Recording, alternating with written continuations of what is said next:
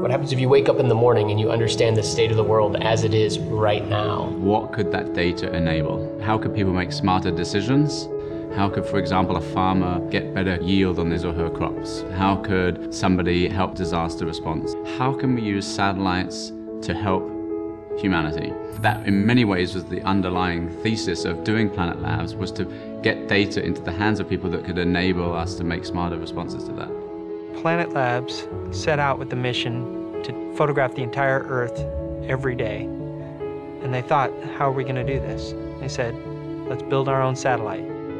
Commercial imaging satellites, they're very large. They are very expensive. We took a different approach. By making them really small, we can launch lots of them, and by launching lots of them, we can cover this, to get to this mission of imaging the whole Earth every day. If we can do that, then we can literally change the way that we see the world. And they called it the Dove. It's about the size of a loaf of bread. Our doves are basically mainly a big camera with a telescope looking down to take pictures of the Earth. We initially developed the first Dove satellite in our garage. So we kept on iterating the Dove design, we made it better and better, and eventually we put our first one into space.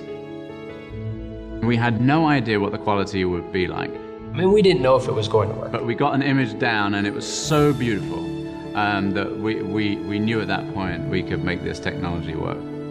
Wow, we can really do this, and we can achieve this mission, which is something that is really needed for us to understand global change. So we had done a couple of demonstration satellites, but the next steps we wanted to do was to scale it up, to test the first fleets of satellites. But what made that possible was actually access to space. So here's the problem, that in order to take pictures of the entire Earth every day, you're going to need more than one or two satellites. You're going to need a whole lot of satellites, and you're going to need to be able to deploy them really fast. And really, there's only one obvious choice on how to deploy that, and that's the International Space Station. There was no other platform in the world in order to get access to space of that fashion in that time period than the International Space Station. NanoRacks is our key partner with NASA. At NanoRacks, we understood Planet Labs' vision, and we knew that we could help. We worked together to figure out what was going to be the best way to get as many satellites as possible, and we basically developed a new platform. It goes out of the GIM airlock, it's picked up by a robotic arm, pointed out into space, and it fires these little satellites off of the space station.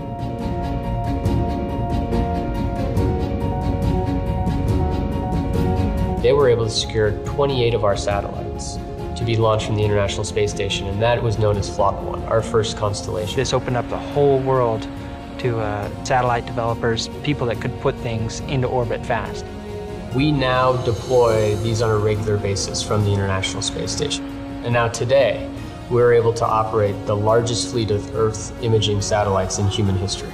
And none of that would have been possible without the International Space Station. The International Space Station does enable young, small companies like ourselves to get going in space. The ISS provides a lot of opportunities for commercial companies to test and find where the market in space is going to be. And so what we're seeing today is a proliferation